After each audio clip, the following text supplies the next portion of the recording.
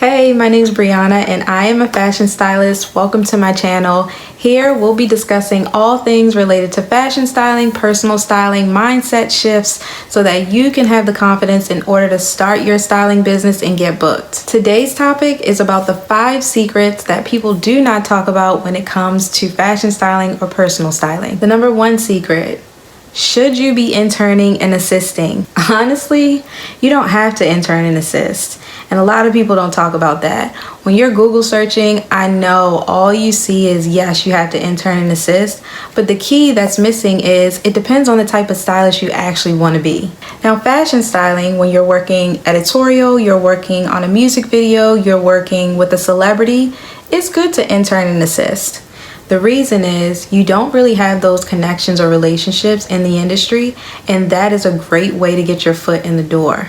You really don't understand the industry and you really want to know where to pull clothes from. You really want to know that process. You really want to know how to interact with an artist or a celebrity. You may not really understand the ins and outs of working with a producer or a director. If you're wanting to intern and assist, I highly suggest that you reach out to an agency that's in your area so that you can find out which creative agencies represent stylists, makeup artists, photographers, videographers, and then see if there's any work or any stylist that's looking for an intern or assistant for any upcoming projects. There are also websites like Production Paradise where you can search for other stylists, photographers, videographers in order to see if you can work with them. If you want to be a personal stylist and you want to work with everyday people, you want to redo people's wardrobes, and you're not necessarily focused on working on any sets or getting your foot in the door with working with celebrities, you can actually start right now.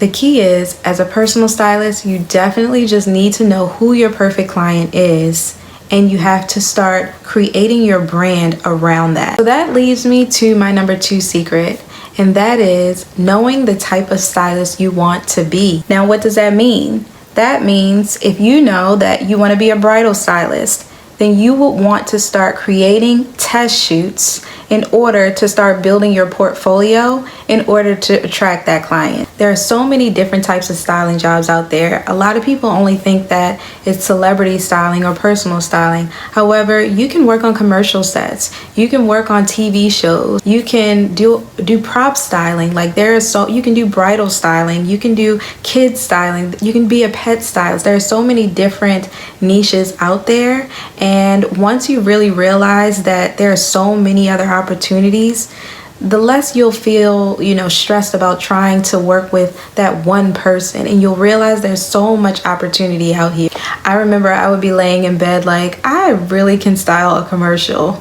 And in my later videos, we'll definitely talk about why I prefer commercial styling. However, in this video, we're just talking about the secrets. So the better you know the type of stylist you want to be, the easier it's going to be for you to create your packages, develop your brand, create your services, and set your rates. Now let's talk about the number 3 secret, and that is knowing how to build the right relationships. Now, you may be thinking as a stylist, you have to connect with just stylists so that you can intern and assist. But that's not true. Like I said, you can actually start right now. And the one thing that you should be starting right now is creating your portfolio. But before I get ahead of myself, let's talk about the types of relationships that you should be creating and developing right now. Building the right relationships is key. You don't only want to create relationships with other stylists or those that you want to intern and assist with.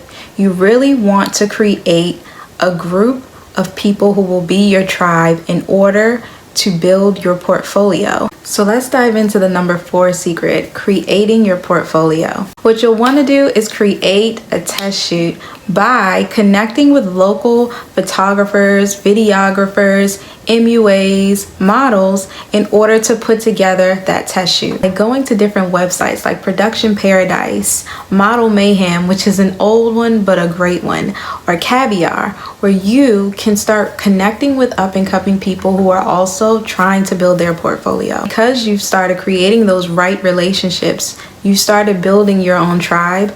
Now, all you'll want to do is start reaching out to them in order to set up a test shoot. You can put in a group chat, hey, I want to do a photo shoot and this is the theme. I've created a mood board. Are you available this date? And you'll want to start doing that, get your creative juices going, and that'll also be a great way to build everyone's portfolio. For example, I had a good friend who was in different music videos and she always wanted to be an actress. We worked together for years, and once she became an actress, boom, I was able to style her for a lot of different projects. Another example is I played basketball when I was younger, and I would always get asked by my friends who played basketball, could you style me? And they ended up getting drafted, and so I was able to style them once they got drafted. So don't sleep on working with people who are up and coming just like you. Work with people who are growing just like you. Now let's talk about pulling clothes. Why is this such a secret? Now I get this a lot when it comes to pulling clothes, and 9 times out of 10, if you're just starting out as a stylist, you're not going to be able to go to Fendi, Chanel, or Dior and just pull clothes for free. It doesn't work that way. But don't worry, because there are so many ways that you can start building your portfolio for little to nothing. And what you can do is start going to thrift stores, start going to local boutiques and ask them if they have any type of services where they work with stylists. This way, you're being completely honest and upfront, and you're not just in a position where you're buying clothes and returning them. This allows you to build trust with these boutiques and brands, and it'll show them that not only are you creating content, but you're also doing them a service by creating marketing assets for them as well. Another great way is to go to local colleges and see if they have a fashion department. There are a lot of designers who are really trying to get their designs out there, and working with a stylist like you can be a great way to, one, get their foot in the door when it comes to their designs, and a great way for you to get some free clothes. Lastly, there are great ways that you can pull clothes by going to rental online stores like these here. Now this is a great way to get clothes because you can rent them and return them. Also, some memberships where you can pull clothes and return them on a cycle. When it comes to posting your portfolio, no, you don't necessarily have to have a physical book for your portfolio, but you can definitely start posting your content consistently